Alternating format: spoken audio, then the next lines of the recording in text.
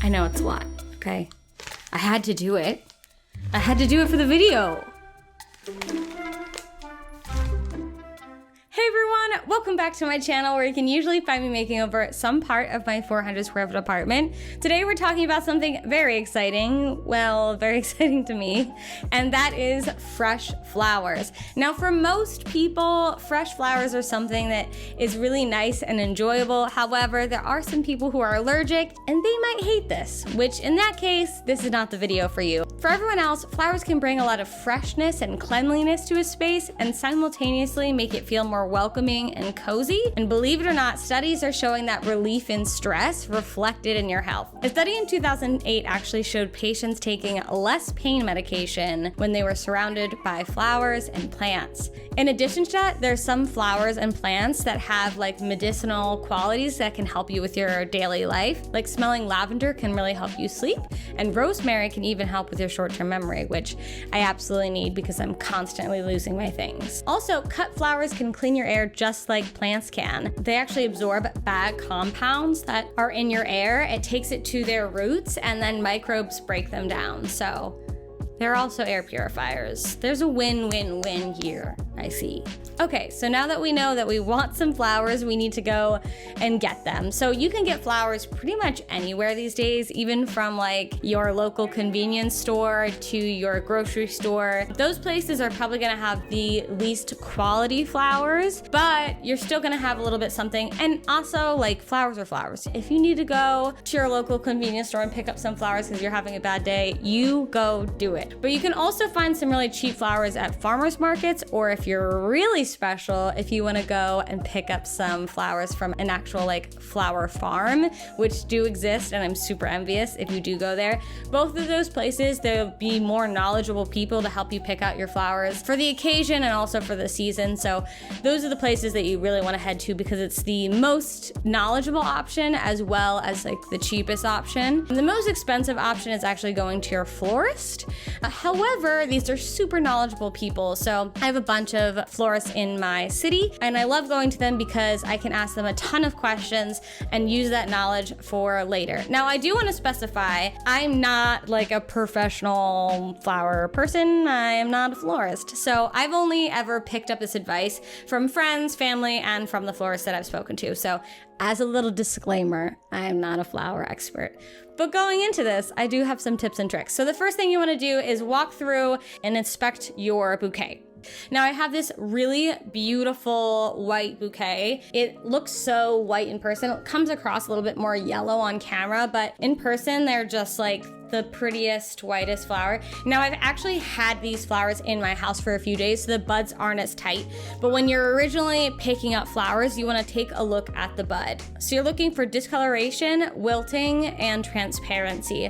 So actually on the very ends of these buds, you can kind of see I think these are actually the guard petals, so I think I could actually remove these and it would open up a little bit further. Roses have this thing called guard petals, and I would ask your florist if they have them, but usually you'll notice them kind of curling at the ends and you can pull those and your flower will actually open up a little bit bigger. But you're looking for a very like clean white line or whatever color your flower is. You don't want any sort of discoloration on your petals. So I probably am gonna clean these up a little bit, but I wanted to pick them just as I saw them with you so that they looked nice and fresh and beautiful. You also want to check the blossom for seeds. You wouldn't really have this issue with the roses, but if the flower has gone to seed, it's been sold to you too old. In addition to that, the tighter the bud, the fresher the plant. So if it's a really tight looking bouquet, it'll look beautiful in 2 to 3 days. So these have been open for 2 to 3 days, but you're probably gonna want to look for something a little bit tighter when you first buy your bouquet. So the next thing that you want to do is take a look at the stems. So you want to see that the stems are nice and firm and sturdy and very bright green. You don't want any like bending or anything broken because that could make your flowers go bad quicker. You also want to check the ends of the stems. So you want to make sure the cut is nice and green and not browning or anything. That way you know that it's like the freshest cut. Then you want to check your leaves. So you don't want to see any spots on the leaves. You don't want to see any browning. Again, no discoloration. You want to see a nice, green leaf, and that will also indicate a healthier flower.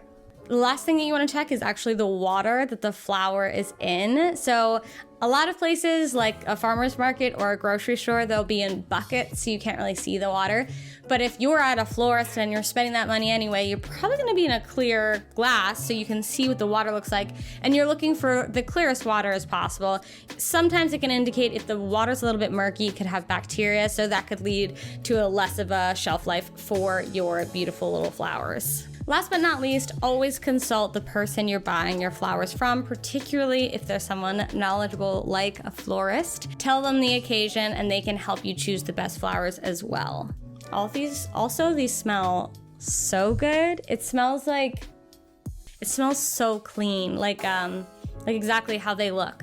Okay, so now that you've chosen the perfect bouquet for your occasion or your home, we want to keep it as long as possible. The average rose bouquet costs around $20, so we're really gonna want that money to go as far as possible. Okay, so the key to keeping your plants as fresh as possible is to minimize the bacteria in the water, as well as to provide as much nutrients as you can to replace the nutrients it would have gotten should it had not been cut.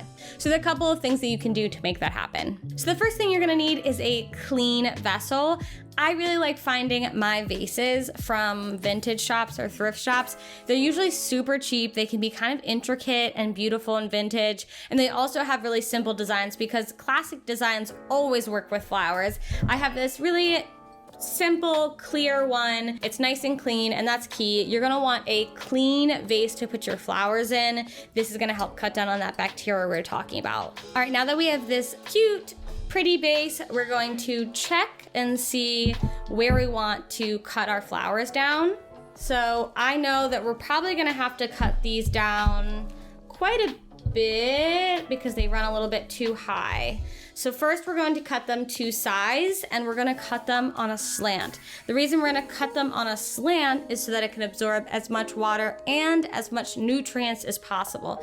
I'm gonna cut them about here just so that it looks a little bit more full in the vase.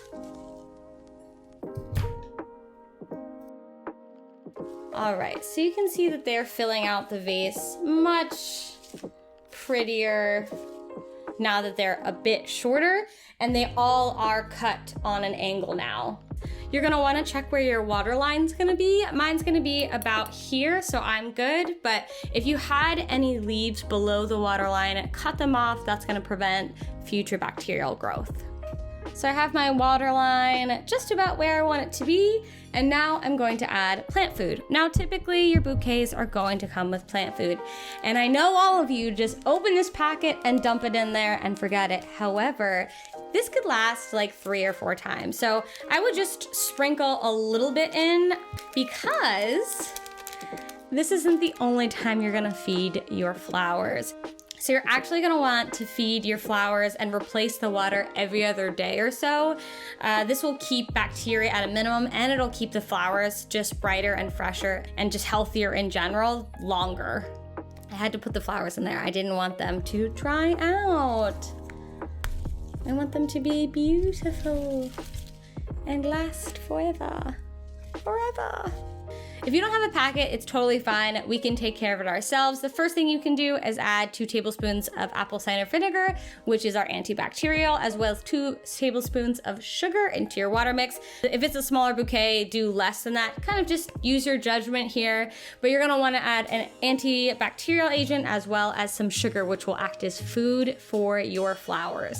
Another thing you can do is add a penny to your water, and this works as an acidifier, which again, destroying bacteria, as well as, weirdly, it's been said to open your flowers quicker. So if you need big, luscious flowers and you just bought them today, add a penny to the water, and in the morning you should have beautiful, big, fat flowers, which makes everyone happy. The next thing is put them in the fridge at night. They like to be a little bit colder, just like any sort of preserved thing. So if you put your flowers in the fridge, it can last for a pretty good long time. Of course, depending on the flower, but that's a big one, putting it in the fridge. I can't fit it in the fridge, but if I could, I absolutely would. The next thing is kind of like spoiling your flowers, you know, it's give them a little soda. you know, just some Sprite. Even, I mean, you can add any soda, but if you have a clear vase, you're probably gonna add like a clear soda to it.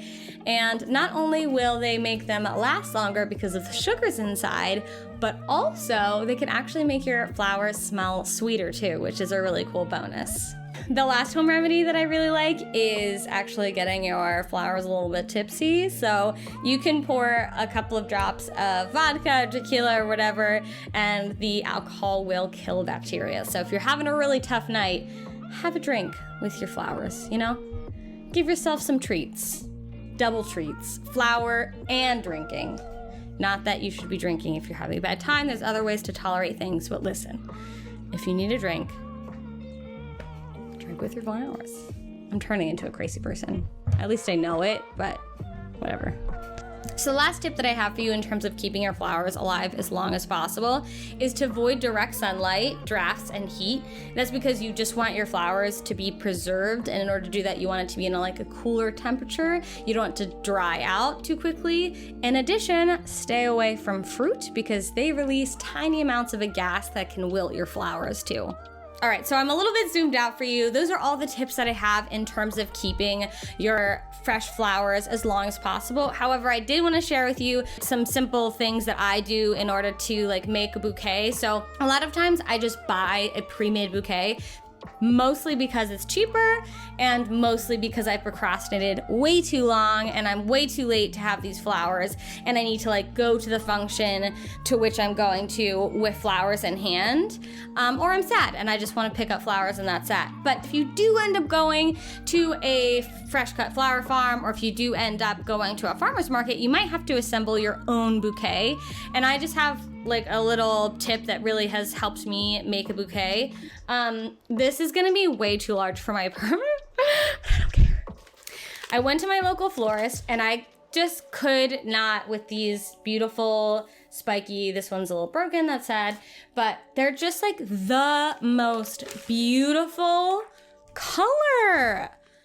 Oh my goodness. So I actually picked up a couple of flowers to go with it so that I could make my own bouquet to share with you. And that's my biggest tip for you is to choose one thing that you find really attractive for one reason or the other. Whether it's the shape, these are a really cute little shape, or the color, what I chose, and kind of work off of that as your base. So I just chose one striking color, and then I tried to incorporate neutrals in order to bring out this beautiful color. So I chose these beautiful spiky purple things, and then these I think are Gerber daisies, which have a very similar color on the inside of them.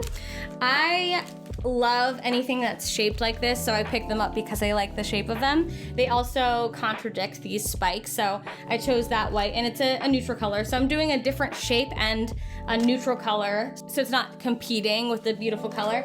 And then I chose these beautiful blooms because they did have a very similar color inside. They're mostly white, but they have the color inside. So I just chose a striking color and then did neutrals all around it with little pieces of that color, and I use different shapes to complement them. So I'm gonna assemble this and show you what I came up with.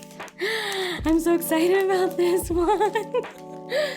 Ta-da! Okay, put them all together. They're nice, the water's nice and clean. I'm actually probably gonna throw a penny in here, but I just love how it turned out.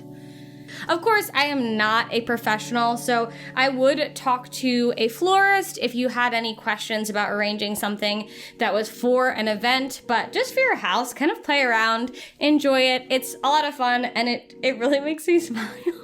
I'm actually ashamed to say how happy it makes me because I know that I'm dorky, but I can't help it. It's so cute. Look at those little puff balls. I'm gonna put her in the back, and then I'm gonna show you some other ways to use arrangements, especially in a small space.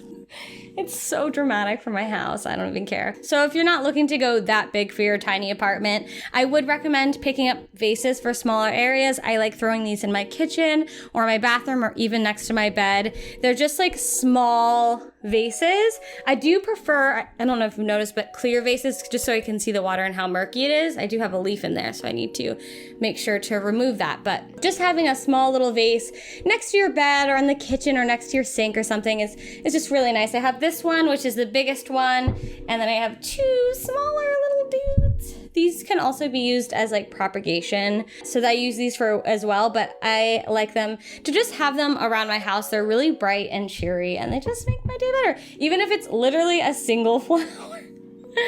So cute. Thrilled at all the flowers in my house. I hope you really enjoyed this video. I really love doing it. This is all the things that I know about cut flowers, really. So if you have anything to teach me, I would love to hear it in the comments. Otherwise, if you like this type of video, please like, comment, and subscribe, and I'll see you in the next one. Thanks so much. Bye.